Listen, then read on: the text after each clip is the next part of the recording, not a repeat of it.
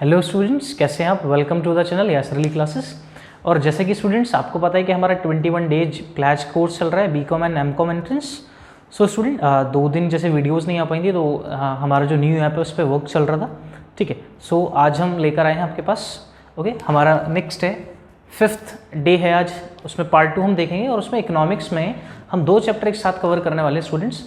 जैसे कि आपको पता है क्लास 12 में एकेडमिक्स और कॉम्पिटिटिव में बहुत ज़्यादा डिफरेंस होता है। सो चीज़ों को बहुत शॉर्टकट तरीके से पढ़ेंगे, मतलब टू द पॉइंट पढ़ेंगे चीज़ों को, जो चीज़ एग्जाम में ज़रूरी है।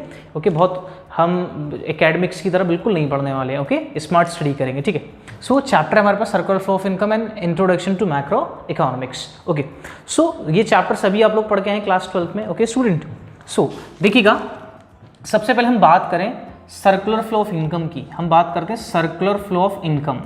Okay, circular flow of income, ये क्लास 12 में भी हमारी वीडियोस पड़ी हुई हैं। ओके, अगर आपको डिटेल्स में जाना है तो वहाँ से देख सकते हैं। Okay, so circular flow of income क्या होता है, सर्कुलर फ्लो ऑफ इनकम क्या है वो समझिएगा। सर्कुलर फ्लो देखिएगा, हमारे पास एक सेक्टर है हाउस होल्ड, हमारे पास क्या है, एक सेक्टर है हाउस होल्ड, हमारे पास दूसरा सेक्टर क्या है, फर्म। ओके, अब हमारे पास ये 2 सेक्टर हैं। अब क्या होगा, हाउस होल्ड क्या करेगा, अपनी फैक्टर सर्विसेज, हाउस होल्ड क्या करेगा, अपनी फैक्टर सर्विसेज किसको देगा, फर्म को। क्या देगा, फैक्टर सर्विसेज। ठीक है, अब फैक्टर सर्विसेज किस फॉर्म में हो सकती हैं, land, labour, capital and entrepreneur. ठीक है, land, labour, capital and entrepreneur. ठीक है, अब क्या करेगा, हाउस होल्ड ने अपनी फैक्टर सर्विस फर्म को दी, तो फर्म इनके बदले में इनको क्या देगा, फर्म क्या देगा इनके बदले में इनको, फर्म क्या देगा, ओके, फर्म क्या देगी इनको, फैक्टर पेमेंट्स। क्या देगी फर्म, फैक्टर पेमेंट्स। क्या देगी, फैक्टर पेमेंट्स। फैक्टर पेमेंट्स क्या, लैंड पे क्या मिलेगा, रेंट, लेबर को क्या मिलेगी, wages and salaries. Okay, capital पर क्या मिलेगी, इंटरेस्ट, एंटरप्रेन्योर को क्या मिलेगा, प्रॉफिट। ओके, अब ये सिलसिला यहाँ पे नहीं रुकेगा। अब क्या करना है भाई, जो हाउस होल्ड के पास पैसा आया है उस पैसे को कहीं ना कहीं क्या करेगा, कंज्यूम। अगर कंजम्पशन नहीं होगा स्टूडेंट्स तो सर्कुलर फ्लो ऑफ इनकम में लीकेजेस होना शुरू हो जाएंगे। ओके, ये क्या होते हैं वो भी हम पढ़ेंगे। ओके, अब क्या यहाँ पर हाउस होल्ड क्या करेगा, कंज्यूम, फर्म ने क्या करा था, गुड्स एंड सर्विसेज को क्या करा होगा, प्रोड्यूस करोगा with the help of household. तो ये फर्म क्या करेगा, गुड्स एंड सर्विसेज किसको देगा, हाउस होल्ड को, house hold goods and services को क्या करेगा, कंज्यूम करेगा। क्या करेगा, गुड्स एंड सर्विसेज को कंज्यूम। और कंज्यूम करने के बाद ये हाउस होल्ड सेक्टर है क्या करेगा, अमाउंट स्पेंड करेगा, उसको बोलते हैं कंजम्पशन एक्सपेंडिचर। क्या बोलते हैं उसको, कंजम्पशन एक्सपेंडिचर। सो ये है पूरा एक सर्कुलर फ्लो। सर्कुलर फ्लो का मतलब क्या है कि मनी का इकोनॉमी में फ्लो रहता है। ओके, मतलब मनी क्या है, एक जगह से दूसरी जगह, मनी एक जगह नहीं रहती है, एक जगह से दूसरी जगह फ्लो होती रहती है, सर्कुलेट होती रहती है। ओके, आज अगर मेरे पास कुछ रुपए आपसे फीस आई है तो वो भी मैं कहीं ना कहीं क्या करूंगा, स्पेंड करूंगा, तो इसका मतलब क्या है, circular flow of income. Okay, तो सर्कुलर फ्लो ऑफ इनकम का होना जरूरी है। ओके, यहां पर 3 फेजेस होते हैं स्टूडेंट्स, देयर आर 3 फेजेस। ठीक है, एक होता है डिस्ट्रीब्यूशन फेज, डिस्पोजिशन फेज, और एक होता है जनरेशन फेज। ठीक है, जनरेशन फेज। तो अगर क्वेश्चन ये आता है, क्वेश्चन यही पूछेगा कि कितने फेजेस होते हैं सर्कुलर फ्लो में, कितने फेजेस होंगे, 3। कौन कौन से, generation phase, distribution phase, disposition. और क्या क्वेश्चन पूछ सकता है इसमें से, in which of the following which is a phase of circular flow या which is not a phase of circular flow. So ये याद रखना कौन कौन से फेज हैं, generation phase, distribution phase and disposition phase. Okay, next आता है स्टूडेंट, नेक्स्ट देखिएगा, difference between real flow and money flow. एक टर्म है difference between real flow and money flow, ये 2 चीजें हैं, real and money flow. Okay, अब देखिएगा, अब यहां से हमने देखा था स्टूडेंट, हाउस होल्ड क्या कर रहा था, अपनी फैक्टर सर्विसेज दे रहा था किसको, फर्म को। ओके, और फर्म उसके बदले में उनको क्या दे रही थी, फैक्टर पेमेंट्स। तो रियल फ्लो का मतलब है flow of goods and services. किसका फ्लो हो रहा है, गुड्स एंड सर्विसेज का फ्लो। किसका हो रहा है, गुड्स एंड सर्विसेज का। ठीक है, और यहां पर क्या है, that is money flow. Money flow में किसका फ्लो हो रहा होगा, मनी का फ्लो। किसका फ्लो हो रहा है, मनी का फ्लो। ओके, नेक्स्ट आता है, अगर हम बात करें इनका ऑल्टरनेट नेम क्या है, real flow is known as physical flow. क्या बोलते हैं इसको, फिजिकल फ्लो। ठीक है, और money flow is also known as nominal flow. Money flow को और हम क्या नाम देते हैं, नॉमिनल फ्लो का भी हम नाम देते हैं। ठीक है, तो ये एक डिफरेंस है, रियल फ्लो और मनी फ्लो क्या होता है। या तो आपसे क्या पूछता है कि रियल फ्लो किस रियल फ्लो में क्या आता है, गुड्स एंड सर्विसेज आते हैं, मनी फ्लो में क्या आता है, मनी से रिलेटेड सारी चीजें। ओके, रियल फ्लो का दूसरा नाम क्या है, फिजिकल फ्लो, और मनी फ्लो का दूसरा नाम क्या है, नॉमिनल फ्लो। नेक्स्ट आता है student difference between stock and flow. बहुत कंफ्यूजन रहती है स्टूडेंट्स को कि क्या डिफरेंस है, तो पहले बात कर लेते हैं एक एग्जाम्पल के साथ, एक एग्जाम्पल के साथ बात कर लेते हैं, ठीक है। सपोज करो स्टूडेंट एक वाटर टैंक है, एक वाटर टैंक है, ठीक है, इसके अंदर पानी है। अब जैसे हमने देखा सुबह को भी सब उठते हैं, तो सुबह को हमने देखा 6 बजे अर्ली मॉर्निंग हम उठे, 6 बजे अर्ली मॉर्निंग, ठीक है। इस पूरे वाटर टैंक के अंदर पानी था और ये वाटर टैंक हमारा 1000 लीटर का है। कितने का है, 1000 लीटर्स का, ठीक है। हमने 6 बजे मेजर किया, तो 6 बजे जब हमने मेजर किया तो एक पॉइंट पर बात कर रहे हैं हम, किस पर कर रहे हैं, एक पर्टिकुलर पॉइंट पर बात कर रहे हैं, ठीक है। तो इसका मतलब यहां पर हो गया पॉइंट ऑफ टाइम, क्या हो गया, पॉइंट ऑफ टाइम। ओके, अब सपोज करिए, अब हमने क्या करा, यहां से देखा हमने अब उसको 2 घंटे तक यूज किया। भाई लोग उठे सुबह में, ठीक है, फ्रेश हुए, ओके, बहुत से लोगों ने नहाए धोए, ये सारी चीजें करी। तो यहां पर हमने देखा 8 बज गए मॉर्निंग के, ओके, 8 बज गए मॉर्निंग के। अब यहां पर जो पानी है, अब यहां पर जो पानी है वो 600 लीटर बचा। कितना बचा, 600 लीटर। सो इसका मतलब क्या है, अब 8 बजे हम एक पर्टिकुलर पॉइंट की बात कर रहे हैं, किसकी बात करें, पर्टिकुलर पॉइंट की, तो उसको भी हम क्या बोलेंगे, ये भी स्टॉक हो जाएगा, ये भी क्या है, स्टॉक है, जब पर्टिकुलर पॉइंट की बात होगी। अब बात ये है कि 2 घंटे, भाई 6 से कितने बज गए, 8, तो 2 घंटे में कितना लीटर यूज हुआ है पानी, 400 लीटर्स, 400 लीटर्स 2 घंटे में क्या हुआ है, पानी यूज हुआ, इस्तेमाल किया गया है। अब अगर मैं आपसे पूछूं कि 7:30 बजे तक उसमें कितना पानी था, तो आप इसको मेजर नहीं कर सकते, क्योंकि हम यहां पर एक पर्टिकुलर पॉइंट की बात नहीं कर रहे हैं। मैंने आपसे पूछा 6:45 पर कितना पानी था, ओके, तो हमने मेजर थोड़ा सा करा था उसको, ओके। तो यहां पर क्या है, हम किसकी बात कर रहे हैं, पीरियड ऑफ टाइम की, किसकी बात कर रहे हैं, पीरियड ऑफ टाइम। और पीरियड ऑफ टाइम आपका डे भी हो सकता है, वीक भी हो सकता है, मंथ भी हो सकता है, कुछ भी हो सकता है स्टूडेंट, ठीक है, पीरियड ऑफ टाइम। और जब भी कोई चीज पीरियड ऑफ टाइम होती है उसको हम क्या बोलते हैं, फ्लो। क्या होता है वो, फ्लो होता है, ओके।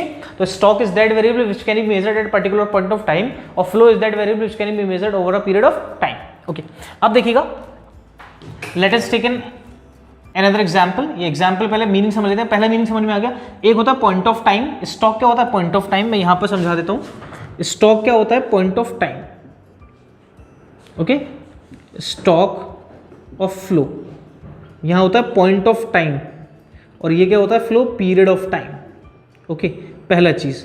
दूसरा अगर हम बात करें, अब क्या होगा इसमें, यहां पर पॉइंट ऑफ टाइम की बात हो रही है, 6 बजे पॉइंट ऑफ टाइम था, 8 बजे पॉइंट ऑफ टाइम था, ठीक है। तो इसका मतलब क्या है कि स्टॉक क्या है, स्टॉक क्या है, स्टॉक स्टैटिक है dynamic, stock is static, stock is static मतलब जो चेंज नहीं होता है, ठीक है।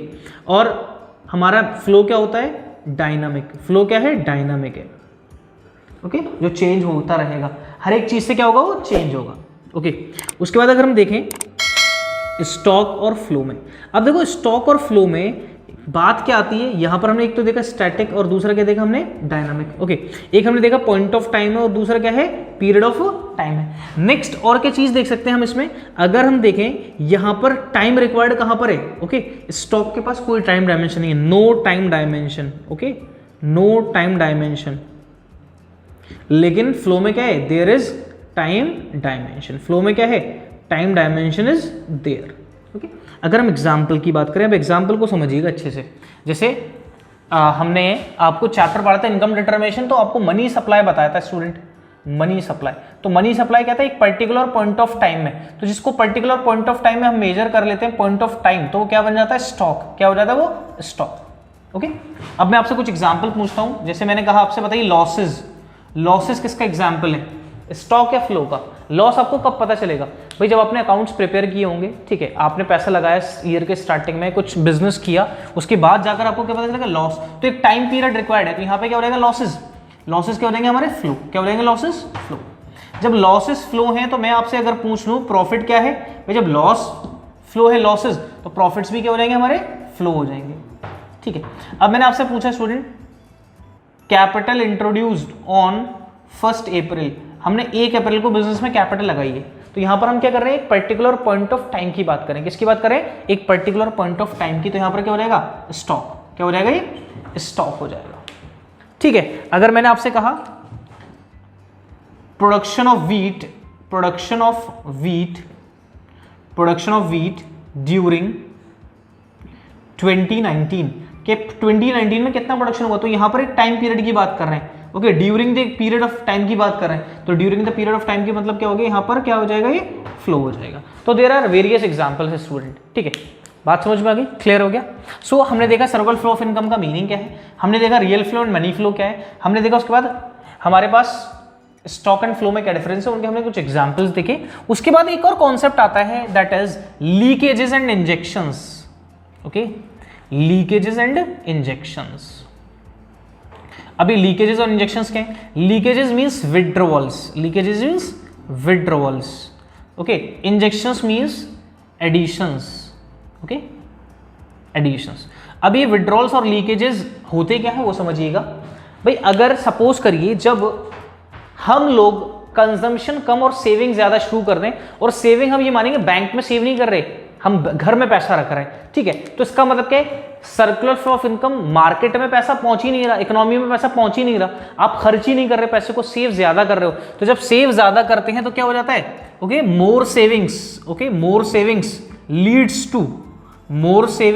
Leeds to leakages, okay, more consumption और additional investment, more consumption leads to injection. हम जितना ज्यादा कंजम्पशन करेंगे तो उतना क्या होगा, इंजेक्शन होगा। और किसी भी इकोनॉमी के लिए स्टूडेंट्स इंजेक्शन जरूरी है। ओके, बताया था अभी आपको सर्कुलर फ्लो कि हमें अपने अमाउंट को स्पेंड करना, जो भी हमारे पास पैसा कहीं से आया है, जनरेट हुआ है, उसे कहीं ना कहीं हमें क्या करना है, स्पेंड करना होगा। भाई हमारी भी लिवलीहुड है, हमारी भी जरूरतें हैं, तो हम जो पैसा हमारे पास आया हमारी सर्विसेज को रेंडर करके, तो हम भी अपने लिवलीहुड को अर्न करने के लिए कहीं ना कहीं से कुछ ना कुछ क्या करेंगे, कंज्यूम जरूर करेंगे। ठीक है, सो ये था एक पार्ट आपका सर्कुलर फ्लो ऑफ इनकम का। ओके, ये पार्ट था आपका सर्कुलर फ्लो ऑफ इनकम। तो जैसा कि मैंने आपको बताया था कि हम दो चैप्टर्स एक साथ कवर करने वाले हैं, क्योंकि 21 दिन का प्लेज है तो ऐसे ही करना पड़ेगा स्टूडेंट। ठीक है, और एक चीज बिल्कुल याद रखें, आपको ऐसा लग सकता है कि सर बहुत जल्दी पढ़ा रहे हैं, हमने तो ये चैप्टर पूरे क्लास में नहीं हो पाया था, सर ने तो 10 मिनट में खत्म कर दिया। सो आप लोग पहले से पढ़ चुके हैं। अगर मैं भी एकेडमिक्स की तरह पढ़ाऊंगा, सो कॉम्पिटेटिव लेवल का फिर पढ़ने का मकसद नहीं होता है। ओके, तो हम वो चीज पढ़ते हैं। अब यहाँ पे अब इंट्रोडक्शन टू मैक्रो इकोनॉमिक्स में आपको कुछ अच्छे कॉन्सेप्ट्स आपको सिखाए जाएंगे, जहां से आपको जो भी आपको प्रॉब्लम्स रही होगी वो इंशाल्लाह दूर होगी, या पहले से आप लोग अच्छे होंगे, अच्छी बात है। ओके, मैं तो यही चाहूंगा कि आप लोगों का ज्यादा से ज्यादा सिलेक्शन हो, नंबर ऑफ स्टूडेंट्स का। ओके, और जिन बच्चों का सिलेक्शन हो जाए वो कमेंट सेक्शन में जरूर कमेंट करके बताइएगा। ओके, किस किस का सिलेक्शन हुआ है। ठीक है, चलिए तो हम नेक्स्ट देखते हैं इसी में, वो है इंट्रोडक्शन टू मैक्रो इकोनॉमिक्स। अब इंट्रोडक्शन टू मैक्रो इकोनॉमिक्स की अगर हम बात करें तो आप लोग you are very much aware student, आप सबको पहले से ही पता है भाई। आपने क्लास 11th में जब इंट्रोडक्शन पढ़ा था मैक्रो का, तो कुछ टर्म्स आपने वहां पे भी पढ़ी होंगी। So if you are commerce student, okay, commerce student ही होंगे क्योंकि जब बीकॉम दे रहे हैं, अगर यही 12th क्लास का लेक्चर होता तो उसमें हो सकता है आर्ट्स वाले स्टूडेंट भी हो सकते थे। तो सबने अकाउंट्स पढ़ी है, तो अब जो हम इंट्रोडक्शन टू मैक्रो इकोनॉमिक्स पढ़ेंगे तो उसमें आपको ज्यादा प्रॉब्लम्स नहीं आएगी। ठीक है, चलो देखना, सबसे पहले हम बात करते हैं मैक्रो इकोनॉमिक्स। तो मैक्रो इकोनॉमिक्स क्या है? तो macro economics is deals with aggregates. Macro economics इससे डील करता है aggregates, society as a whole, ठीक है, सोसाइटी एज अ होल, और लार्ज एस्पेक्ट में बात करती है। ठीक है, तो जेएन कीन्स, ओके, एक बहुत बड़े साइंटिस्ट थे। ठीक है, अब देखिएगा, तो मैक्रो इकोनॉमिक्स का जो एग्रीगेट, मैक्रो इकोनॉमिक्स में किसकी स्टडी करते हैं? एग्रीगेट्स की, टोटल की, सोसाइटी के बारे में हम स्टडी करेंगे। ठीक है, तो सबसे पहले अगर हम बात करें, ओके, मैं लेकर चलता हूं, सबसे पहले हम बात करते हैं डोमेस्टिक टेरिटरी की। ठीक है, हम बात करते हैं सबसे पहले डोमेस्टिक टेरिटरी। अब देखिएगा डोमेस्टिक टेरिटरी क्या होती है। तो डोमेस्टिक टेरिटरी वो पॉलिटिकल फ्रंटियर होता है। डोमेस्टिक टेरिटरी क्या होता है? एक पॉलिटिकल फ्रंटियर होता है। ठीक है, पॉलिटिकल फ्रंटियर। अब ये पॉलिटिकल फ्रंटियर क्या है? सपोज करिए, अगर सपोज करिए एक इंडिया में जापानीज एम्बेसी है। क्या है? Japanese embassy. ओके, इंडिया में क्या है? जापानीज एम्बेसी है। अब इंडिया में एक जापानीज एम्बेसी है, अब क्या बताएं, तो ये जो जापानीज एम्बेसी है, दिस बिलोंग्स टू जापान। ये कहां से बिलोंग करती है? जापान से। लेकिन वो कहां सिचुएटेड है? इंडिया में।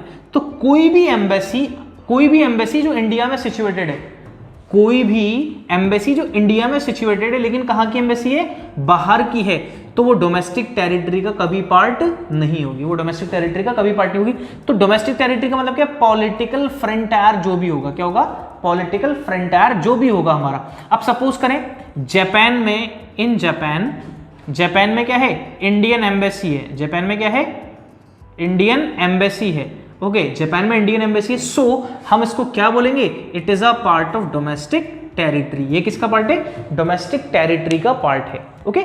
अब कोई भी शिपिंग वेजल्स हैं, कोई भी शिपिंग वेजल्स हैं, ठीक है, कोई भी शिपिंग वेजल्स हैं, क्रू मेंबर्स हैं, ठीक है, तो वो भी किसका पार्ट होते हैं, डोमेस्टिक टेरिटरी का। किसका पार्ट होते हैं, डोमेस्टिक टेरिटरी का वो पार्ट होते हैं, ठीक है, ओके।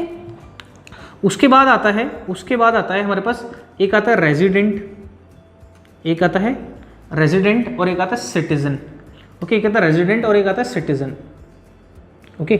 सो रेजिडेंट कौन होता है, रेजिडेंट का मतलब क्या है, कोई कहीं पर भी जाकर ऐसे ही रहने लगे और उसका इकोनॉमिक इंटरेस्ट उस पर्टिकुलर जगह पर हो। अब सपोज करिए मैं रहने वाला, पैदा तो इंडिया में ही हुआ, तो मैं इंडिया में पैदा हुआ, तो मैं इंडिया का सिटीजन हूं, लेकिन अब मैं जाके कहां रहने लगा, न्यूजीलैंड में, ठीक है, या फिर मैं कहां चला गया, ऑस्ट्रेलिया चला गया, ठीक है, या मैं कहां चला गया, ऑस्ट्रेलिया चला गया। तो इसका मतलब क्या है कि मेरा इकोनॉमिक इंटरेस्ट कहां पर है, अगर मैं अपने बिजनेस के लिए गया हूं या जॉब के पर्पस से गया हूं, तो मेरा इकोनॉमिक इंटरेस्ट कहां है, उस पर्टिकुलर जगह पर। तो जहां पर हमारा क्या होता है, इकोनॉमिक इंटरेस्ट लाई करता है, तो उसको हम क्या बोलते हैं, रेजिडेंट। क्या बोलते हैं उसको, रेजिडेंट।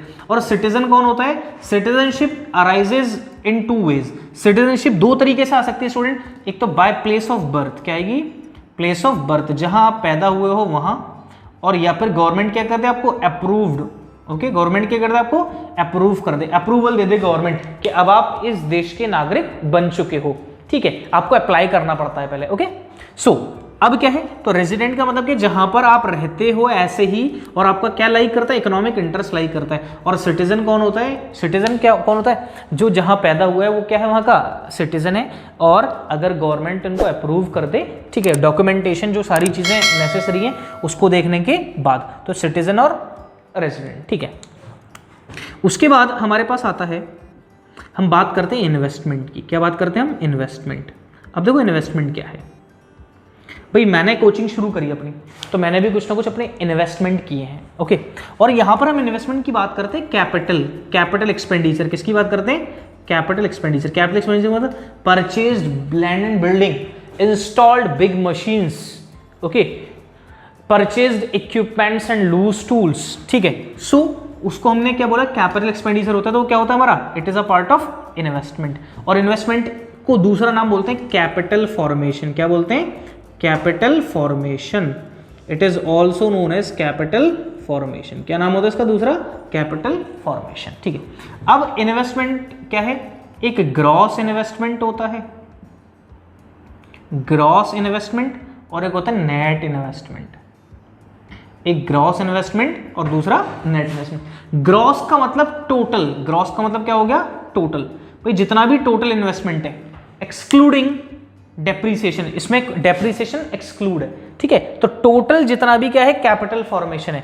अगर हमें नेट इन्वेस्टमेंट निकालना है, net investment is equals to gross minus depreciation, gross minus depreciation. अब ये डेप्रीसिएशन क्या है student, okay, a fall in the value of fixed tangible asset is known as depreciation and there were various reasons। जब भी हम किसी चीज पे डेप्रीसिएशन चार्ज करेंगे तो उसके वेरियस रीजन होंगे। क्या होगा, नॉर्मल वेयर एंड टियर, अगर हम उस पर्टिकुलर आइटम को यूज कर रहे हैं तो उसकी वैल्यू कुछ ना कुछ गिरावट जरूर होगी, okay. Passage of time pass हो गया। अगर सपोज करो आपने एक कार परचेस करी, ओके, आपने कार परचेस करी 2018 में और आपने उसको 2019 में बेच दिया, पूरे 12 महीने यूज करी आपने, हम पूरे 12 महीने का पीरियड लेके चल रहे हैं, और इस 12 महीने में आपने बिल्कुल भी गाड़ी नहीं चलाई, बिल्कुल भी, बस गाड़ी खड़ी रही थी। तो गाड़ी खड़ी रही, हवा चली, आंधी आई, तूफान आई, बारिश आया, बहुत सारी चीजें और हुई, ठीक है। सो उस वजह से चली नहीं, लेकिन फिर भी क्या हो गया, इसकी वैल्यू में कोई ना कोई क्या आएगा, चेंज आया होगा, तो उसको क्या बोलेंगे, passage of time, obsolescence, change in technology. Technology का क्या हो जाना, चेंज। तो जब टेक्नोलॉजी चेंज हो जाएगी तो ऑटोमेटिकली एसेट की वैल्यू क्या हो जाएगी, डिक्रीज हो जाती है, ठीक है। नेक्स्ट आता है हमारे पास, बच्चों को बड़ी कंफ्यूजन होती है, उसकी बात करते हैं हम पहले। एक होता है इंटरमीडिएट गुड्स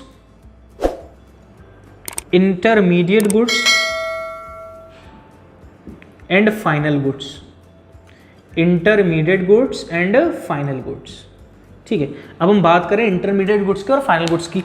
तो मैंने बहुत बार लाइव सेशंस भी लिए स्टूडेंट के, और बाकी जो क्लासेस में पढ़ाया, तो बच्चों को बड़ा कन्फ्यूजन होता है। एक आइटम वो ज़रूर पूछते हैं कि सर ये एक पर्टिकुलर गुड्स का नाम लेते हैं, पूछते हैं सर ये फाइनल गुड्स होगा या फिर इंटरमीडिएट गुड्स होगा। ठीक है, सो अब मैं आपसे पूछ रहा हूँ स्टूडेंट कि चौक जो स्कूल वालों ने लिए हैं, ओके, चौक स्कूल जो यूज़ कर रहा है चौक, अब वो मुझे बताइए जो चौक है वो इंटरमीडिएट गुड्स है या फाइनल गुड्स है। आपको कमेंट सेक्शन में कमेंट करके बताना है कि चौक कौन सा गुड्स है, या तो इंटरमीडिएट गुड्स है या फाइनल गुड्स है। ठीक है, मैं एक्सप्लेन करूंगा, लेकिन फिर भी मैं चाहता हूं कि आप लोग आंसर करें। ठीक, अब देखिएगा इंटरमीडिएट गुड्स और फाइनल गुड्स में क्या डिफरेंस है। ठीक है, इंटरमीडिएट गुड्स और फाइनल गुड्स। ठीक, देखो इंटरमीडिएट गुड्स को दो स्टेज से गुजरना होता है। ओके, सबसे पहला क्या होता है, उनका फर्दर प्रोडक्शन होगा। क्या हो सकता है उनका फर्दर प्रोडक्शन, और यूज्ड फॉर रीसेल पर्पस। और किसके लिए यूज हुए हो, रीसेल पर्पस के लिए। यही अगर हम फिनिश गुड्स की बात करें तो फिनिश गुड्स क्या होते हैं, ओके, फिनिश गुड्स क्या होते हैं, रेडी टू यूज और फॉर इन्वेस्टमेंट पर्पस, और फॉर इन्वेस्टमेंट। ओके, या तो हम उनको फॉरन क्या कर सकते हैं, यूज कर सकते हैं, ठीक है, या फिर क्या कर सकते हैं, इन्वेस्ट कर सकते हैं। अब देखिएगा, अब अलीगढ़ में विकास स्वीट्स की अगर हम बात करें, ठीक है, विकास स्वीट्स ने मिल्क परचेस करा, विकास स्वीट्स ने क्या परचेस करा, मिल्क परचेस करा। ओके, और उससे क्या बनानी है, उसको स्वीट्स बनानी है, क्या बनानी है, मिठाइयाँ उसको बनानी है। सो विकास स्वीट्स के लिए वो जो मिल्क है, वो मिल्क का क्या कर रहा है, फर्दर प्रोडक्शन कर रहा है। क्या कर रहा है, फर्दर प्रोडक्शन। सो मिल्क कहां पर आ जाएगा, ओके, किसके केस में, विकास के केस में, क्योंकि विकास एक मिठाई वाला है। ठीक है, तो उसके केस में जो मिल्क है क्या हो जाएगा, वो क्या हो जाएगा, उसका फर्दर क्या होना है, प्रोडक्शन होना है। ओके, अब नेक्स्ट है, यही जो मिल्क है पर्टिकुलर परचेज बाय कस्टमर और कंज्यूमर ने उसको परचेज कर लिया, तो वही गुड्स कौन सा हो जाएगा, फाइनल गुड्स, क्योंकि अब वो उसको क्या करेगा, अब आगे फर्दर ना तो उसका फर्दर प्रोडक्शन करेगा और ना ही क्या करेगा, उसको रीसेल करेगा, इसलिए वो क्या है, वो फाइनल गुड्स है। ठीक है, ओके, अब मैं एक चीज और बताऊं इंटरमीडिएट गुड्स के बारे में, बहुत इंपॉर्टेंट चीज है, आप उसको याद रखें। वो चीज ये है, ओके, जो भी गुड्स हैं वो यूज हो जाएं, जो भी गुड्स हैं वो यूज हो जाएं with in the same year. किसमें, सेम ईयर में, with in the same year. कोई भी गुड्स हो जो क्या हो जाए, यूज हो जाए with in the same year, वो सारे के सारे गुड्स कौन से कहलाएंगे, इंटरमीडिएट गुड्स। कौन से गुड्स कहलाएंगे, intermediate goods. Let us take an example. Okay, एक एग्जांपल लेते हैं। सपोज करिए हमारे पास we have 100 quintals of coal. Okay, हमारे पास 100 क्विंटल्स ऑफ कोल है। हमारा जो काम है वो ग्लास को मैन्युफैक्चर करने का काम है। ठीक है, ग्लास को मैन्युफैक्चर। अब कोल से क्या हो रहा है, भट्टियां जलेंगी, चिमनियों में काम होगा। ठीक है, अब क्या होगा, अब हमने 100 क्विंटल्स कोल से हमने कुछ ग्लासेस बनाई। ओके, और उस साल हमने 70 क्विंटल्स कोल को क्या कर लिया, यूज्ड कर लिया। ओके, उस एक पर्टिकुलर ईयर में, सेम ईयर में, किसमें, सेम ईयर में हमने 70 क्विंटल्स को क्या कर लिया, यूज कर लिया। Okay, for making glasses.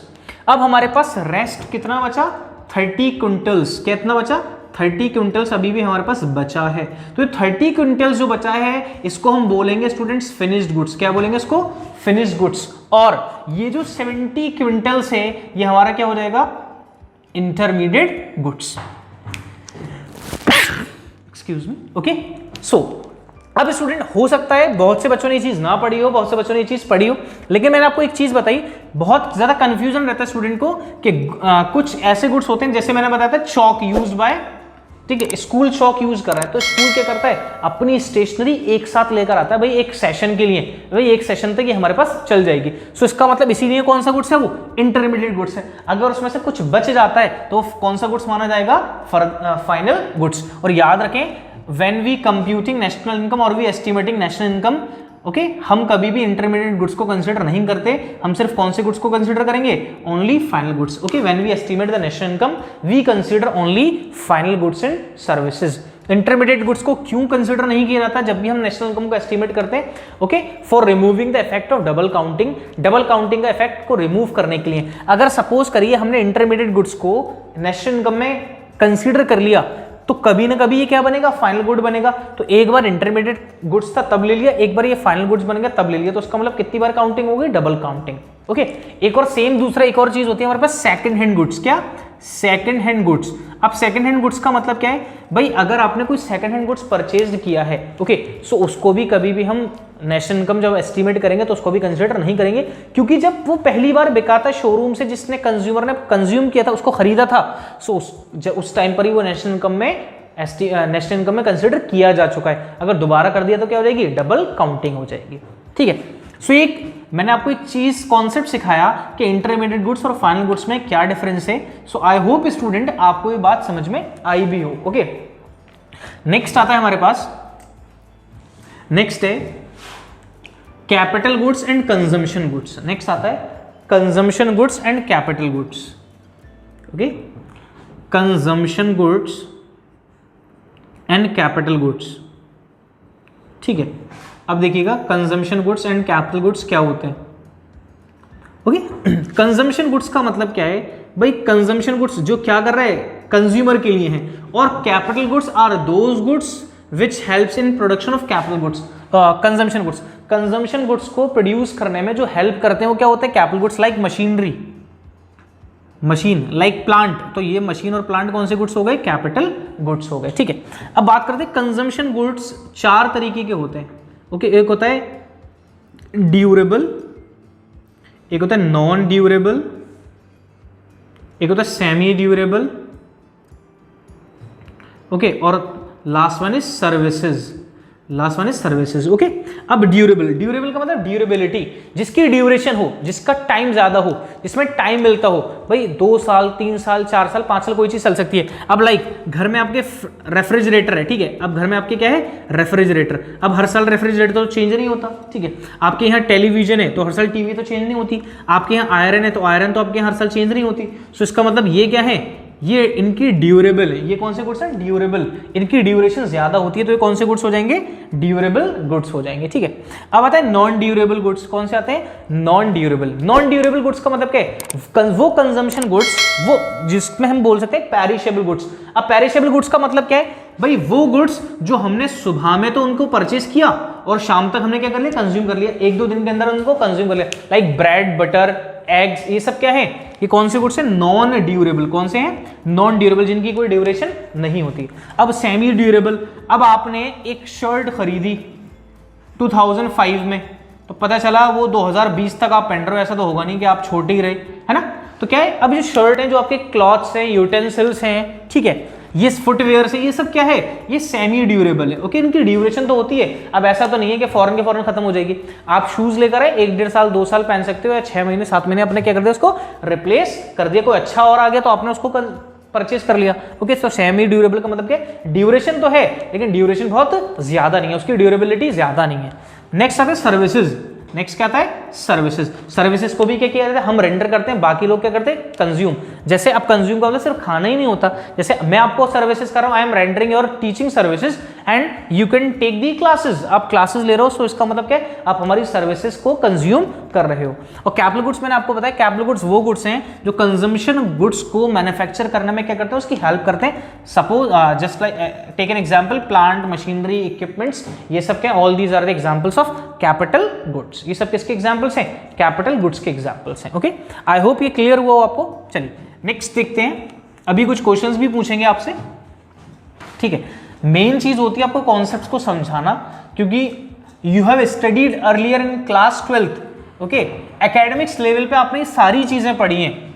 मैं जानता हूं स्टूडेंट, आपने एकेडमिक्स लेवल पे सारी चीजें पढ़ी हैं और आपका रिजल्ट भी बहुत अच्छा आएगा, जो आपने 12th में बोर्ड के एग्जाम दिए। हालांकि वेट करिए कि रिजल्ट कब आता है, पहले तो पेपर आपका हो जाए, ठीक है। अब आता है हमारे पास नेट फैक्टर इनकम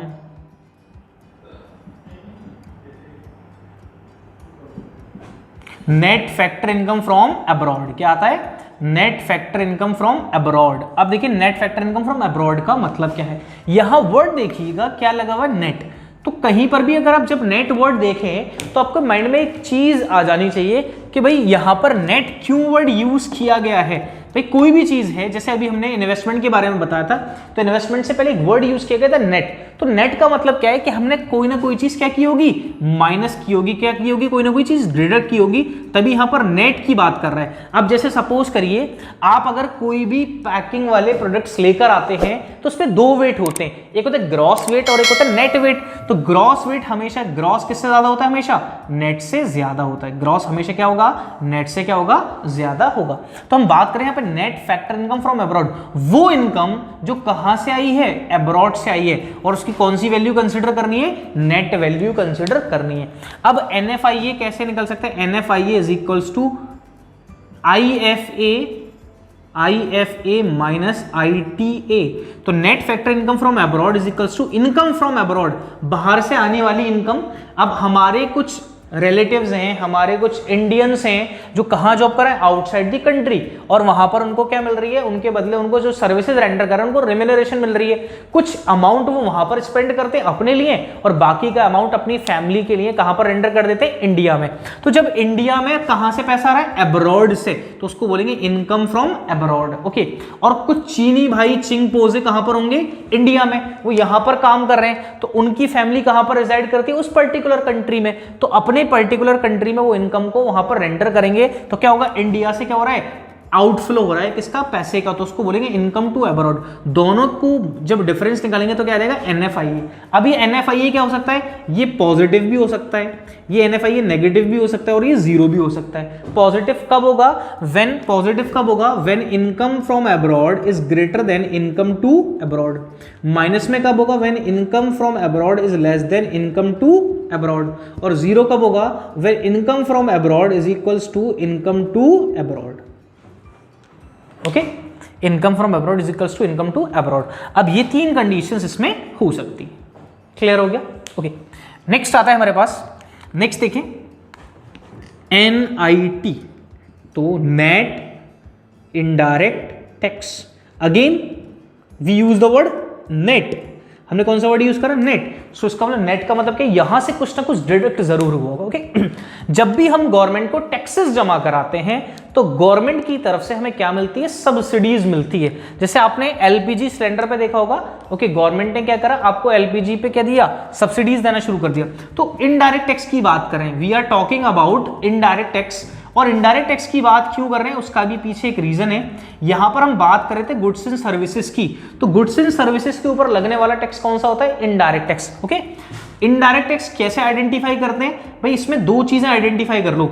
एक तो किस पर लगना चाहिए टैक्स, गुड्स एंड सर्विसेज पर लगना चाहिए, तो इनडायरेक्ट टैक्स है। दूसरा, burden can not be shifted, burden not be shifted to any other person. ठीक है, हम इसका बर्डन शिफ्ट नहीं कर सकते। Okay, sorry, burden shifted. Okay, burden can be shifted. हम इनडायरेक्ट टैक्स में क्या कर सकते हैं, बर्डन को शिफ्ट कर सकते हैं। अब देखिए कैसे बर्डन को शिफ्ट कर सकते हैं। भाई सीसीडी में आपने एक कॉफी पी, कॉफी है 100 रुपीज की, मान लेते उस पर जीएसटी लगकर आ गया, सीजीएसटी और एसजीएसटी। सर ये क्या होते हैं, ये तो हमने पढ़े नहीं, कोई बात नहीं, बता देते हैं। ठीक है, okay, state goods and services tax, central goods and services tax. Suppose कर लेते हैं इनका रेट 4% है, तो दूसरे का भी रेट कितना होगा, 4%, क्योंकि हमारे जो कॉन्स्टिट्यूशन में, भाई जब इस लॉ अमेंड किया गया था कॉन्स्टिट्यूशन को, तो उसमें यह बताया गया कि पहले हमारा जो इनडायरेक्ट टैक्स था, जैसे सर्विसेज टैक्स है या वैट है, तो वैट एक स्टेट गवर्नमेंट का मैटर था, और जो हमारा सर्विसेज टैक्स था वो स्टेट गवर्नमेंट का मैटर था। तो इसका मतलब वैट से जितना भी कलेक्शन होता था वो स्टेट के पास जाता था, और सर्विसेज टैक्स से जितना भी कलेक्शन होता था वो किसके पास जाता, सेंट्रल गवर्नमेंट के पास। यहां पर तो हमने वन नेशन टैक्स बना दिया, गुड्स एंड सर्विस, सारे इनडायरेक्ट टैक्सेस को खत्म करके हमने एक टैक्स बना दिया, इसका नाम क्या है, गुड्स एंड सर्विसेज टैक्स। सो अब ये कैसे आइडेंटिफाई करें कि कितना सेंट्रल को जाए और कितना स्टेट को जाए, इसलिए एक बीच का रास्ता निकाला, वो क्या है कि इक्वल क्या कर देंगे, हम इसको बांट देंगे, जो भी रेट होगा उसको इक्वली डिस्ट्रीब्यूट कर देंगे। जैसे 12% वाले गुड्स हैं तो 6% हो गया। ठीक है, ओके, तो इसको 6% ले लो, जैसे 18% वाले गुड्स हैं तो 99% हो गया, 28% वाले गुड्स हैं तो कितना हो गया 14% हो गया, ठीक है।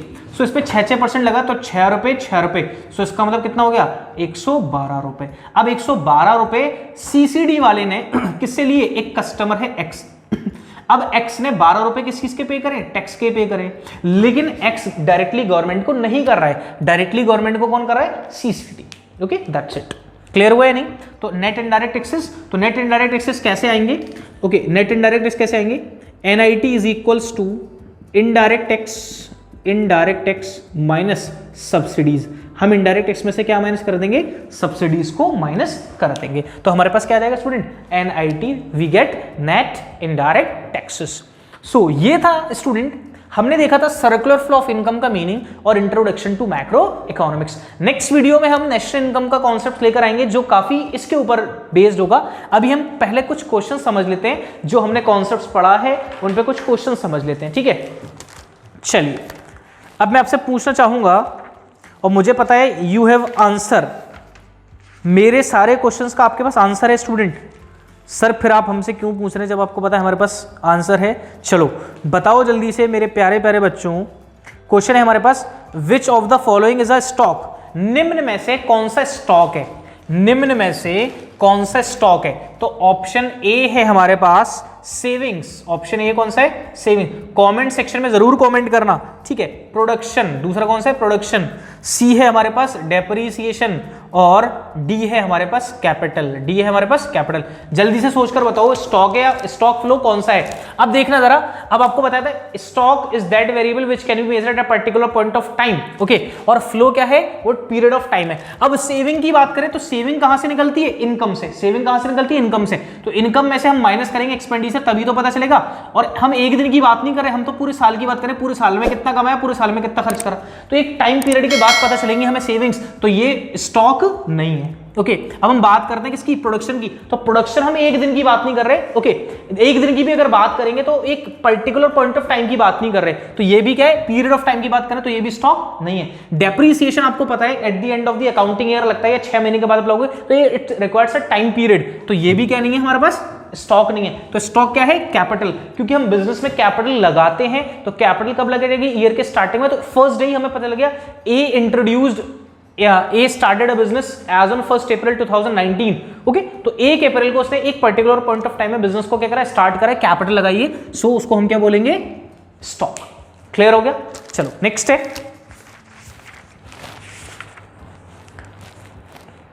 Next, which of the following is a stock, निम्न में से कौन सा स्टॉक है, वेल्थ, एक्सपोर्ट्स, सेविंग्स और प्रॉफिट्स। सर सेविंग्स और प्रॉफिट तो नहीं हो सकता, ये आपने हमें समझाया था।